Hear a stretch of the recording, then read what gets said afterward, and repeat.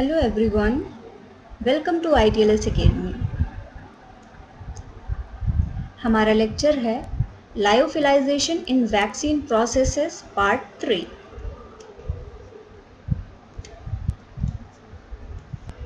आज हम पढ़ने वाले हैं फिलिंग। जब वैक्सीन बन के रेडी हो जाती है तो उसको वायल्स में किस तरीके से फिल किया जाता है।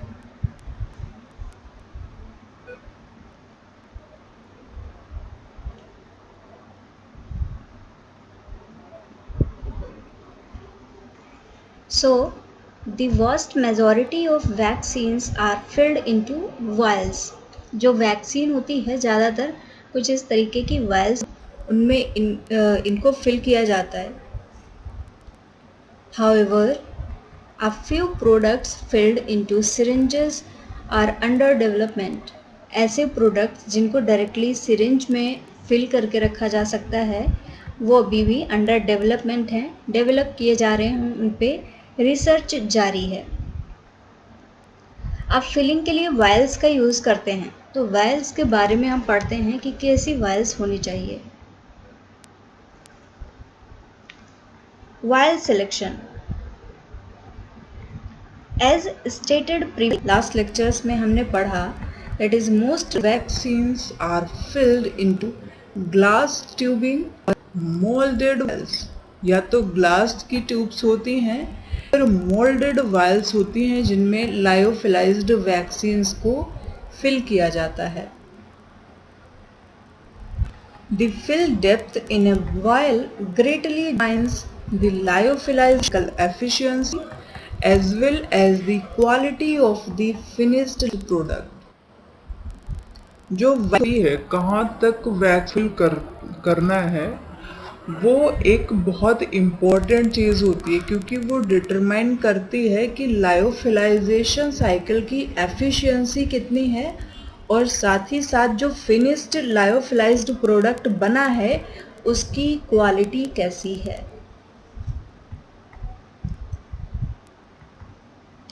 Vial sizes can not be too large.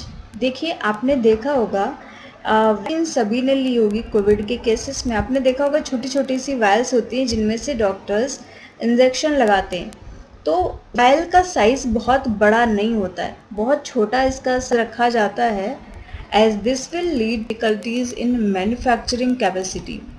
अगर बड़ी वायल्स होंगी तो ये मैन्युफैक्चरिंग डिफ़िकल्टी कॉज करेंगी as well as in storage capacity. इनको स्टोर करना भी थोड़ा सा मुश्किल हो जाएगा। इसके साथ ये भी प्रॉब्लम आ सकती है कि आपको जैसे अभी एक को डोज देना है तो सिंगल वैक्सीन का वायल खोला, एक को डोज दे दिया, लेकिन अभी आपके पास में डोज एक को पूरा का पूरा पैक खोलना पड़ा तो उसमें चांसेस हो सकते हैं कंटेमिनेशन के। By increasing the vial diameter, the number of vial per self decreases। अगर वायल का डायमीटर बढ़ा दिया जाएगा तो एक सेल्फ में जितनी वायल्स आती हैं उनका नंबर कम हो जाएगा, thus decreasing the capacity freeze dryer. ऐसे फ्रीज ड्रायर या जो लायोफिलाइज़र है उसकी कैपेसिटी भी कम हो जाएगी।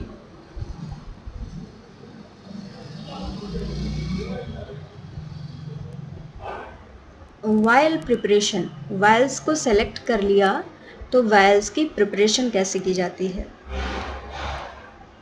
Relative to a liquid product, a lyophilized product introduces one unique consideration in regards to vial preparation. अगर हम लिक्विड स्टेट प्रोडक्ट की बात करें, पहले लिक्विड स्टेट में ही होता है, उसको लायोफिलाइज किया जाता है। तो जो लायोफिलाइज्ड प्रोडक्ट होता है वो वायल प्रिपरेशन के लिए एक यूनिक कंसिडरेशन प्रोवाइड करता है। Owing to the temperature sensitivity of the vaccine in its pre-lyzed liquid state, अगर pre-lyophilized liquid state की बात करें, वैक्सीन जस्ट लायोफिलाइज होने वाली है, उससे पहले वाली स्टेट में है। And if a depyrogenation tunnel is used, it may be necessary to cool the vials to an extent greater than what is normally achieved in the cooling zone। अगर deep पायरोजिनेशन tunnel का use किया जा रहा है, यहाँ पे एक tunnel ही है, तो ये बहुत ज़रूरी हो जाएगा कि जो नॉर्मल टेम्परेचर है, जैसे -50 -70 तक नॉर्मल टेम्परेचर अगर लेबोरेटरी स्केल पे बात करें तो लाइजर का जाता है। तो अगर डीपाइरोजिनेशन टनल को यूज़ किया तो इससे भी ज़्यादा टेम्परेचर टाइल्स को कूल करना पड़ेगा। वायल्स के बाद बात आती है स्टॉपर्स की। स्टॉपर्स देखे होंगे आपने कि जो वैक्सीन्स होती हैं, जो वायल्स होती हैं, उनके ऊपर कुछ इस तरीके से लगे होते हैं। इनको डॉक्टर्स खोलते नहीं हैं, डायरेक्टली इनमें निडल इंसर्ट करके काम करते हैं। तो ये स्टॉपर कैसे होने चाहिए? Stopper selection. The primary goal in stopper selection is to choose a stopper that will provide adequate container closure to ensure product sterility and protection from moisture during long-term storage. Stopper select करने का primary goal यही होता है कि एक इस तरीके का स्टॉपर चूज़ किया जाए जो कि उसकी स्टेरिलिटी को वायल की या जो भी वेसल स्टोर करने के लिए यूज़ कर रहे हैं उसकी स्टेरिलिटी को मेंटेन रखे, और साथ ही साथ लंबे समय तक जब उसको स्टोर करके रखा जाता है तो उस समय मॉइस्चर से भी उसकी सुरक्षा करे। For facilities where the lyophilizer is loaded and unloaded manually, जहाँ पर लायोफिलाइज़र को मैनुअली मतलब बाहर से लोड और अनलोड किया जाता है, stopper sticking to the underside of the shelf can be managed during the unloading process. Unloading process के दौरान जो वायल होती है या सेल्फ होती है उसके अंडर साइड पे स्टॉपर स्टिकिंग की जा सकती है। For facilities that use unloading और सिस्टम, जिन लायोफिलाइजर्स में ऑटोमेटिकली लोडिंग और अनलोडिंग होती है, steps must be taken to eliminate the potential for stoppers to stick to the under of the lyophilizer itself. जहाँ पर ऑटोमेटिकली वो अपलोड अनलोड और load करता है, वहाँ पे ये ध्यान रखना होता है कि ऐसे स्टेप्स वहाँ पे इंट्रोड्यूस किए जाने चाहिए जो कि ऑटोमेटिकली जो स्टॉपर है अगर स्टिक हो जाता है लायोफिलाइज़र के सरफेस पे तो उसको ऑटोमेटिकली एलिमिनेट वहाँ से किया जा सके।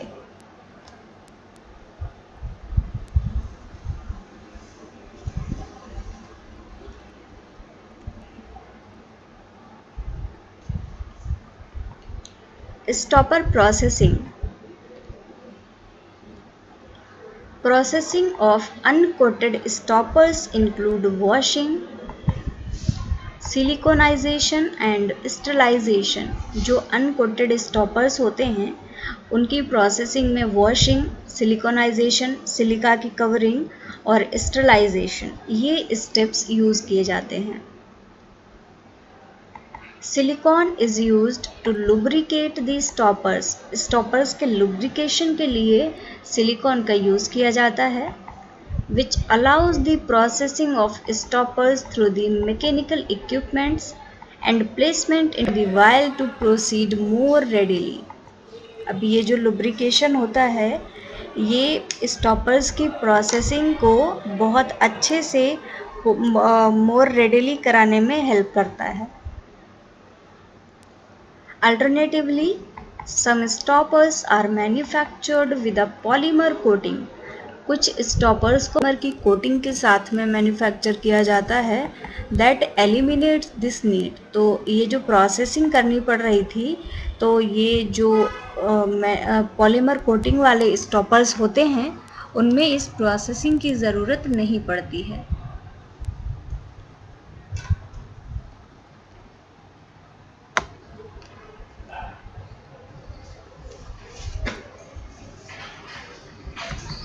वायल और stopper compatibility. The container closure integrity of vial and stopper is dependent on the appropriate fit between the vial inner diameter and stopper outer diameter. अगर कोई भी ये वायल है, इसमें आपको स्टॉपर लगाना है, तो आपको कुछ इस तरीके से स्टॉपर लगाना होगा। तो इसमें आपको क्या मेज़र करना होगा, वायल का डायमीटर कितना है, इनर डायमीटर, और ये जो स्टॉपर लगा है इसको कैसे मेज़र करेंगे कि इसका बाहर का डायमीटर कितना है। इन दोनों की वैल्यू से फिर वो वैल्यू निकलेगी जिससे कि आप स्टॉपर के डायमीटर को डिसाइड करेंगे। तो यहीं पे बताया गया है कि स्टॉपर की जो इंटीग्रिटी है क्लोज़र की, वो डिपेंड करेगी कि वायल का इनर डायमीटर क्या है और जो स्टॉपर है उस आउटर डायमीटर क्या है। A tight interface between the vial and stopper can lead to stopper pop-up or capping. अगर टाइट इंटरफेस है वायल और स्टॉपर के बिटवीन, तो कैपिंग से पहले ही ये स्टॉपर को जैसे आप देखते नहीं है कोई चीज़ उछल जाती है, आप लगाते हैं बहुत ज़्यादा टाइट होता है, तो उस तरीके का कुछ सिनेरियो यहाँ पे देखने को मिल सकता है। However, a loose interface between vial ID inner diameter and stopper OD that is outer diameter can lead to stopper sliding loosely into the vial. अब अगर बहुत ज़्यादा लूज इंटरफेस है तो ये वायल क्या करेगा, वायल के अंदर स्टॉपर स्लिप हो जाएगा, ये अंदर जाने लगेगा, और बहुत ज़्यादा अगर टाइट है तो कुछ इस तरीके से उछल के जैसे बाहर चली जाती हैं चीज़ें, उस तरीके से होगा। तो इसीलिए बहुत ज़्यादा ज़रूरी होता है कि वायल का स्टॉपर का जो डायमीटर है वो क्या होना चाहिए, उसका डिटर्मिनेशन।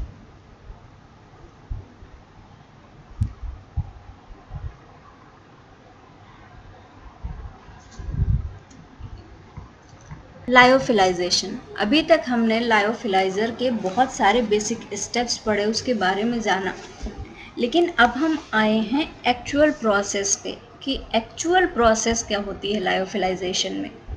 तो चलिए स्टार्ट करते हैं। सबसे पहला है freezing. In the first stage of lyophilization, freezing can be accomplished in several ways, most typically on the lyophilizer self. होता क्या है, लायोफिलाइजेशन के सबसे पहले स्टेप में क्या किया जाता है, फ्रीजिंग परफॉर्म की जाती है। ऐसा भी होता है कि प्रोडक्ट पहले से फ्रीज़ हो उसको यूज़ कर लें, या फिर प्रोडक्ट को फ्रीज़ करके ना यूज़ करें तो लायोफिलाइज़र में ही रख लें और उसमें ही फ्रीजिंग का प्रोसेस हो जाएगा। In this scenario the product chamber is maintained at atmospheric pressure. जो प्रोडक्ट का चैम्बर होता है उस चैम्बर को एटमॉस्फेरिक प्रेशर पे, atmospheric pressure that is 1 atm पे मेंटेन किया जाता है throughout the loading process, and depending on the construction of the lyophilizer and the operational logistics of the facility, the condenser may or may not be operating during this step. ये देखा जाता है जो पूरी loading की process होती है उस दौरान जो लायोफिलाइज़र का कंस्ट्रक्शन है, लोडिंग की प्रोसेस है, और जो ऑपरेशनल फैसिलिटीज़ हैं, तो जो कंडेंसर होता है लोडिंग की प्रोसेस के दौरान ऐसा भी हो सकता है कि वो ऑपरेशनल हो, या ऐसा भी हो सकता है कि वो ऑपरेशनल ना हो।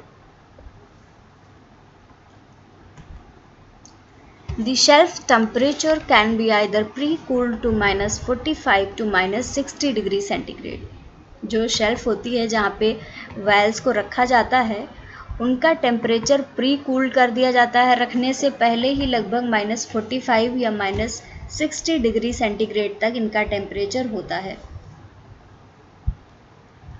Near the lower limit of most commercially available freeze dryer, जो ज़्यादातर फ्रीज ड्रायर और लायोफिल होते हैं उनमें यही लिमिट देखी जाती है। और cool this range all vials have been loaded into the freeze dryer. अब या तो आप प्री कूलिंग को रखने से पहले ही इतने टेम्परेचर तक कूल कर दें, या फिर वायल्स को आप लोड कर दें लायोफिलाइज़र में और लोडिंग के बाद में यहाँ तक की कूलिंग करें।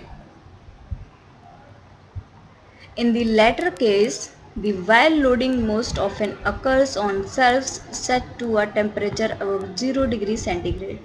अगर इसकी बात करें जहाँ पे फ्रीज ड्रायर में वायल्स को रख दिया जाता है और टेम्परेचर बाद में बढ़ाया जाता है, तो उनको ऐसी सेल्स पे रखा जाता है जिनका टेम्परेचर लगभग 0 से ज़्यादा होता है।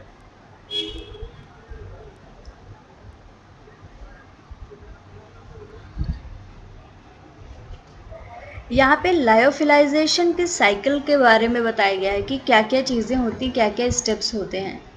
पहला होता है फ्रीजिंग, फिर आता है प्राइमरी ड्राइंग और फिर होता है सेकेंडरी ड्राइंग। तो मुझे लगता है इस डायग्राम पे मैं एक बार फिर से वापस आऊँगी, एक बार हम पूरी चीज़ें पढ़ते हैं प्राइमरी और सेकेंडरी ड्राइंग को इंक्लूड करते हुए, तब ज़्यादा समझ में आएगा। एनीलिंग। एनीलिंग क्या होता है? एक प्राइमरी ड्राइंग प्रोसेस के दौरान होने वाली प्रोसेस है। Annealing is a process that is sometimes used to improve the primary drying rate को improve करने के लिए annealing की process की जाती है, that improve product homogeneity and और crystal solution component, जो कि प्रोडक्ट की होमोजेनिटी को मेंटेन करते हैं, इम्प्रूव करते हैं या फिर क्रिस्टलाइज करते हैं सॉल्यूशन के कंपोनेंट्स को। Annealing can improve batch homogeneity by removing variability introduced during the freezing process। जो annealing होती है ये एक ऐसी प्रोसेस होती है कि जैसे आपने सैंपल रखा फ्रीज होने के लिए, तो कुछ पार्टिकल्स बड़े फ्रीज हो गए, कुछ छोटे छोटे से पार्टिकल फ्रीज हुए। तो ये क्या करती है, एनीलिंग की प्रोसेस सारे पार्टिकल्स को एक जैसा बनाती है, सबको एक ही जैसे एक ही साइज में लगभग लेके आती है। ये वेरिएबिलिटी को रहती है जो कि फ्रीजिंग के दौरान इंट्रोड्यूस हुई थी।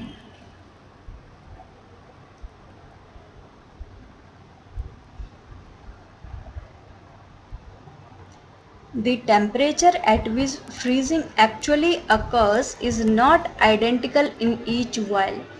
अभी जितनी भी वायल्स लायोफिलाइज़र में रखी हैं, ज़रूरी नहीं है कि सभी में फ्रीजिंग एक ही सेम टेम्परेचर पे हो। This difference leads to variability of the ice crystal structure of the frozen product।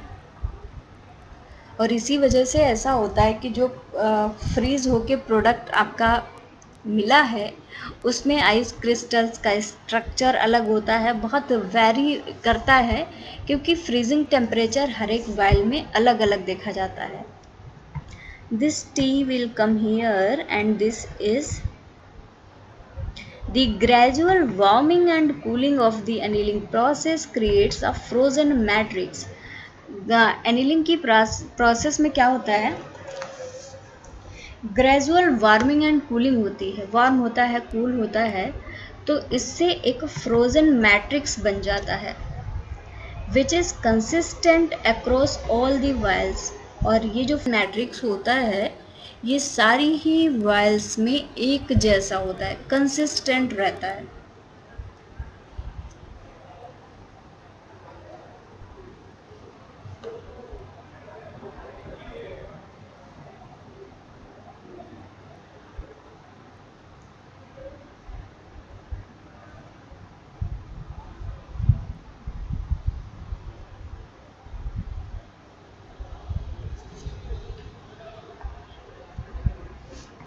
अब आते हैं ड्राइंग की फेज पे। ड्राइंग दो तरीके से होती है, प्राइमरी सेकेंडरी। प्राइमरी ड्राइंग से पहले हमने देख लिया एनीलिंग का फेज आया, अब है primary drying. During primary drying ice crystals are removed from the frozen solution या सब्लिमेशन। सब्लिमेशन एक ऐसी प्रोसेस होती है जिसमें कि जैसे कि अगर ये विदाउट लिक्विड में कन्वर्ट हुए ये डायरेक्टली वेपर में कन्वर्ट हो जाती है, तो इसमें जो आइस क्रिस्टल्स बने होते हैं उनको सब्लिमेशन की प्रोसेस के दौरान डायरेक्टली उनको वेपर में कन्वर्ट कर दिया जाता है। Once the ice crystals are removed, एक बार जब ये आइस क्रिस्टल्स रिमूव हो जाते हैं, porous structure of the formulation solids is created. Formulation solid का एक पोरस स्ट्रक्चर बनता है, जैसे जो सॉलिड बना उसमें पोर्स पोर्स जहाँ जहाँ से आइस क्रिस्टल्स रिमूव होते हैं वहाँ वहाँ पे पोर्स जैसे बन जाते हैं। एक बहुत पोरस सॉल्यूशन आपका बन के तैयार होता है।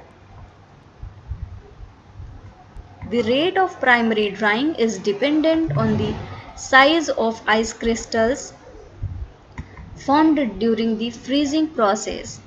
प्राइमरी ड्राइंग का रेट डिपेंड करेगा कि साइज क्या है इस क्रिस्टल्स का जो कि फ्रीजिंग की प्रोसेस के दौरान बने थे, सेल्फ टेम्परेचर कितना था एंड चैम्बर प्रेशर कितना है।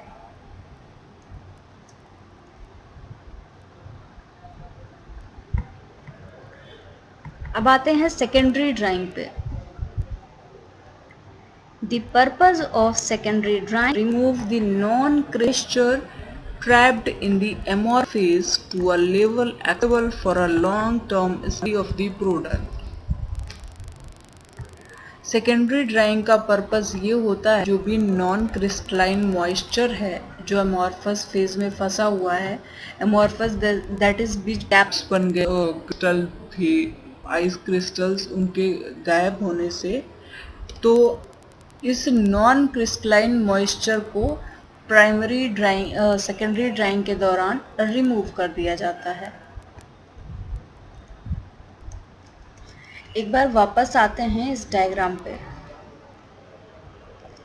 अब उम्मीद है आपको ये समझ में आ रहा होगा। पहले फ्रीजिंग हुआ, फ्रीजिंग कहाँ तक हो रहा है, ये इधर टेम्परेचर है इधर टाइम है, तो लगभग -40 डिग्री तक फ्रीजिंग हुआ। इससे भी ज़्यादा हो सकता है, -40 टू -60 हो सकता है, बट हम मानते हैं -40 फ्रीजिंग हुआ। फिर उसके बाद में एनीलिंग की प्रोसेस हुई, ये फेज़ आप ले सकते हैं एनीलिंग की। एनीलिंग के बाद में आता है प्राइमरी ड्राइंग, प्राइमरी ड्राइंग के बाद में आता है सेकेंडरी ड्राइंग, और इस तरीके से आपका प्रोडक्ट लायोफिलाइज हो जाता है। भी यहाँ पे देखते हैं ये कंडेंसर का टेम्परेचर है, लगभग -60 से -80 के बीच में रहता है कंडेंसर का टेम्परेचर। चैम्बर के अगर प्रेशर की बात करें तो ये लगभग 100 माइक्रोन तक होता है चैम्बर का जो प्रेशर है। नेक्स्ट आते हैं प्रोडक्ट थर्मोकपल। ये यहाँ पे देख सकते हैं थर्मोकपल में यहाँ पे टेम्परेचर है लगभग -20 डिग्री, एंड सेल्फ टेम्परेचर जहाँ पे प्रोडक्ट रखा होता है वो सेल्फ टेम्परेचर है यहाँ पे लगभग 20 to 40। तो ये पूरी साइकिल होती है फ्रीजिंग, फिर प्राइमरी ड्राइंग, सेकेंडरी ड्राइंग, ये 3 मेन स्टेप्स होते हैं, बट इनके बीच में एक फेज़ एनीलिंग की भी आती है। तो उम्मीद है अभी आप सभी लोगों को लायोफिलाइज़र के सारे पार्ट्स प्रोसेसिंग समझ में आई होगी।